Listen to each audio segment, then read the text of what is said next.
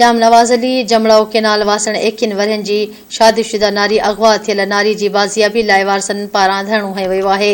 जमड़ाऊ canal वासण अगवा थियल नारी रहमतुल मल्लाह जी बाज़ियाबी लाइ वारसनि पारां जमड़ाऊ केनाल ते धरणो हणी रोड ब्लॉक करे छॾियो आहे। वारसनि जो चवणु आहे त बाअसर वली मोहम्मद चांडियो साथियुनि समेत घर में घिड़ी हथियारनि जी ज़ोर ते नारी रहमत मल्लाह खे अगवा करे वियो आहे। नारीअ जे वारसनि जो चवणु आहे त वली मोहम्मद चांडियो असांजो जीअण जो ॾुखियो करे छॾियो आहे, जॾहिं त हू मुख़्तलिफ़ ज़ातियूं सलाए असांखे परेशान करे रहियो आहे। ऐं नारीअ जे पीउ जो चवणु हो त गुज़िरियल राति वली मोहम्मद चांडियो साथियुनि सां गॾिजी घर में घिड़ी हथियारनि जे ज़ोर ते धीउ खे अगवा करे वियो आहे।